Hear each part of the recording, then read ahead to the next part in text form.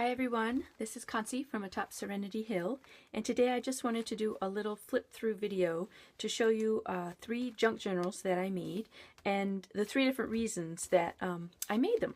Okay, so I thought it might be easier than just showing pictures. There'll be some pictures on the blog, but I thought this might be just a little bit easier for you to see what I did. The first one is for me, and I'm using it as my to-do list. Last year I used the Documented Life Planner to do that, and this year I don't have the planner part, and so I needed something to do as a to-do list. So I started with a piece of cardboard, and it's the kind of cardboard that would come with a print. It's thinner, a little heavier than cardstock, but not as thick as like cereal box cardboard. And pretty much the whole junk journal is done with the sewing machine. So what I did is I had a printout from Tracy Bautista. She gave us some free printouts at the beginning of January, and I sewed it onto my cardstock. And then from there I just gathered other pieces of paper, and this is deli wrap, deli paper, and scrapbook paper, that sort of thing, to make a junk journal. So this is just from a composition notebook, and you can see that I had already started my to-do list, and as I crossed things out I just started playing with adding color and stickers and things to it, so that as I go through it, it will also become like a crazy bit of an art journal after I junk it up with my notes.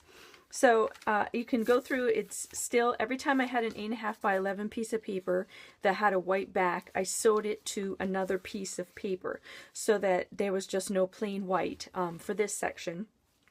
And if there was a printout that was just a little too busy, that's when I sewed on a piece of the deli wrap, so I can use that as a list for things.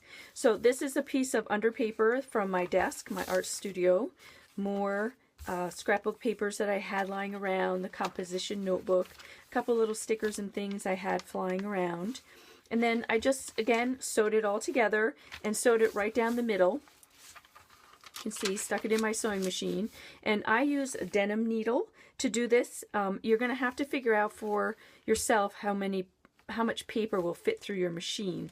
I'll show you when I get to the other ones that I went a little too thick and what happened. So, but it's just sewn through the middle, and then I have a junk journal.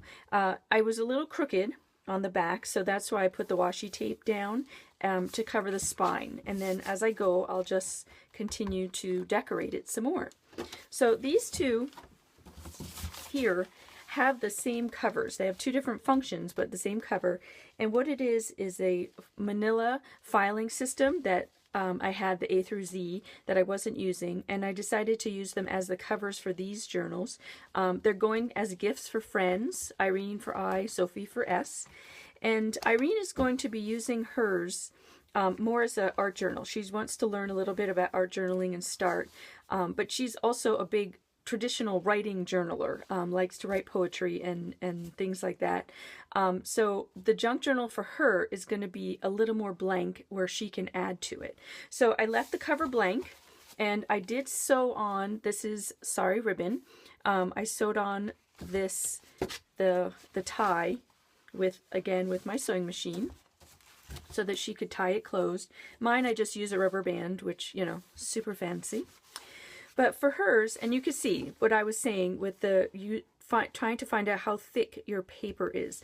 I had too much paper in Irene's album, so it got stuck and I had to back it out and start again. So, but you know, it is, after all, a junk journal. So she's going to use it as an art journal. So there's some paper that has pattern on it, some is blank.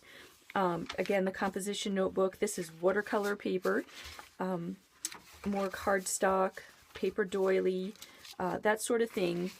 So I wanted it to have more, like she had a couple backgrounds to start with, but pretty much it was a blank slate for her to use as an art journal, because we know when you like to art journal, a lot of people like to glue things in and start with their own backgrounds.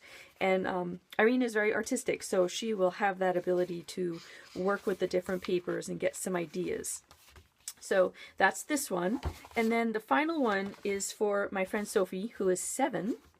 And Sophie is a lovely artist. She actually is the one that drew this little ballerina girl. She is very talented with little cartoony type characters. And Sophie wanted to do something. She does to draw, lots of doodling and drawing. And so I had her paint with watercolor some backgrounds that she could then draw on top of. And again, I just sewed other papers that I had to them so that she would have some blank pieces, but also have her artwork. And this buckled a little bit when it went through the sewing machine, but to be honest, that doesn't even faze me because I think it gives a character, kind of like where all the strings are sitting out and everything. So again, sewing everything in, a bit of a doily, more of her artwork. Love the rainbow. And kept going with all different things, doilies and her artwork all the way through, so that as she can add to it, she can add her little characters that she draws really well. She can doodle in it, she can write in it, whatever she wants to do. But they have given her some fun backgrounds to work with, which is more of her specialty, which is drawing and doodling. And this is a piece of vellum, by the way, which I just adore. And so these are the 3 junk journals that I did. Again, with Sophie's, I stitched on the ribbon for her. And it gives you 3 different ideas. So a to-do list, a bit of an art journal, or more of a sketchbook, doodle journal, if that's what you're looking for. And it's just really papers that I found lying around, extra scrapbook papers that I had. And nothing says you have to sew them, because you could definitely just gather all the papers together. You could bind them with more of a sewing stitch with holes in the crease here, or you could glue them together if that helps, you know, use a hot glue gun. It's a junk journal. It's not meant to last forever, just something to do and have some fun with. And but if you do sew them, which is what I did, that helps, of course, keep it together a lot tighter. So lots of options for you. And if you have any questions, please feel free to leave them on the blog or in the comments below on the YouTube video. And thank you so much for watching.